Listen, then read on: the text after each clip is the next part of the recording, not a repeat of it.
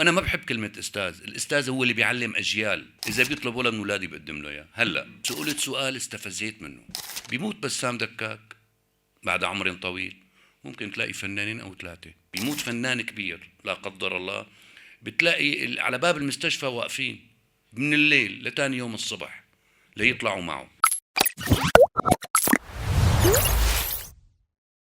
مين كان وفي لبسام دكاك؟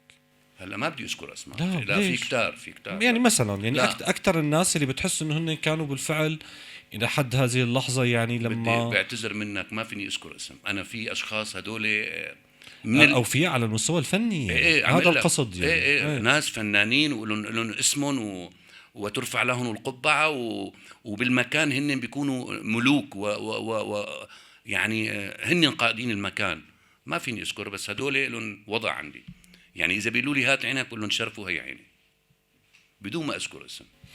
وانت كنت داعم لهم قصدي بالبدايه مشوار؟ لا. من هذا القصد لا, لا انا لا. على القصد الاخر قلت انه انت دعمت ناس ايه ما بدي اذكرهم. وما كانوا اوفياء، بيعرفوا. ولكن اكيد في ناس بسام دكاك كان معهم وضلوا هيك حافظين هذا الود. ما في معقول ولا حدا حفظ الود لبسام دكاك وحفظ الفضل. مين هلا انا قلت مثلا؟ لك اول عمل اشتغلته مع ايمن زيدان. انا والاستاذ ايمن زيدان اذا بيطلب ولد من اولادي بقدم له اياه. هلا انا ما بدي اذكر اسماء. في ناس حرام إلا فضل علي. في ناس فنانين إلا فضل على بيتي، على زوجتي، على اولادي. يعني انا تعرضت لموقف في فنان وقف مع زوجتي وساعدني، ما بنكره لموت. وفي فنانين انا هلا بسلم عليهم بكل سلام ماشي عادي الله معهم. قد ايه هذا الوسط ما في غريب، يعني ما في حاله الوفاء. وانت مثل اي وسط ثاني. ولا انت من الاشخاص يعني كمان يمكن بعض تصريحات ما كان موفق، ما رح نذكرها. ولكن يعني على ما يبدو هيك بداخليتك، يعني لو تقدر تحكي يمكن تحكي افظع من اللي حكيته. لا لك شغله، انا اول شيء وقت حكيت ما كنت بقصد ولا بعرف. بس انا يعني اللي صار فيني كان عندي عرض مسرحي وسئلت سؤال استفزيت منه بصراحه. يعني انا استفزيت من هذا السؤال وحكيت اللي حكيته، وانا كنت صادق. بس ولكن ما عم بقصد اللي يفكروا انه بقصد الفنانين او الفنانات. انا بقول الفنانين والفنانات هن اخوتي، واسره الفنانين هن اسرتي.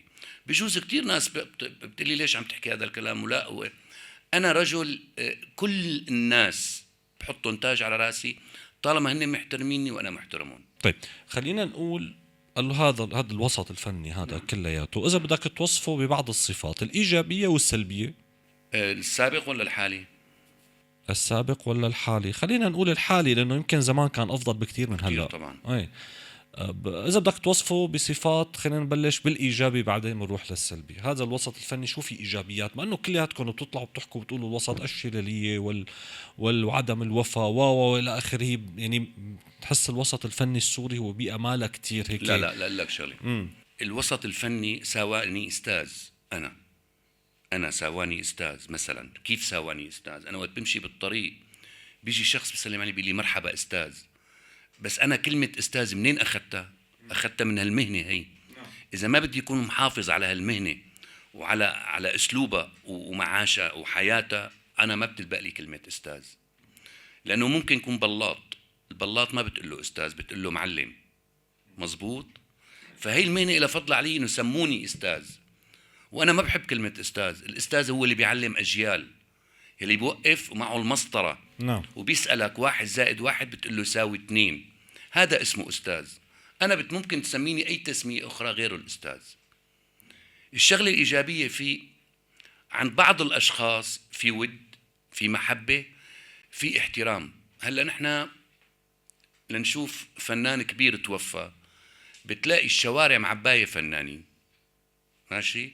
بيموت بسام دكاك بعد عمر طويل، ممكن تلاقي فنانين او ثلاثه والباقي اهل حارته وقرايبينه ومحبينه. ليه هيك متخيل يكون؟ انا مثل ما عمل لك، لانه شفنا فنانين قبلنا ماتوا كتير ما كان في حدا، ما كان غير في السيد النقيب ونائب النقيب.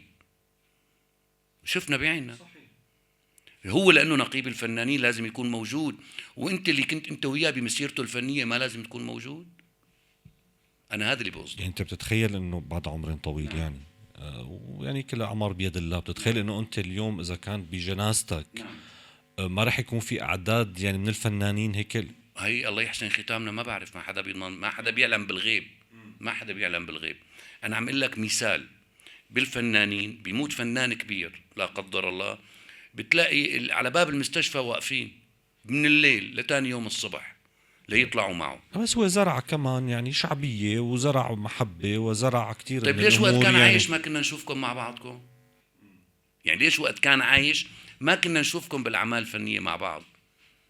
مثال، يعني وقت كان عايش ما كنت شوف فلان مع فلان، ولا بحياتي صادفته.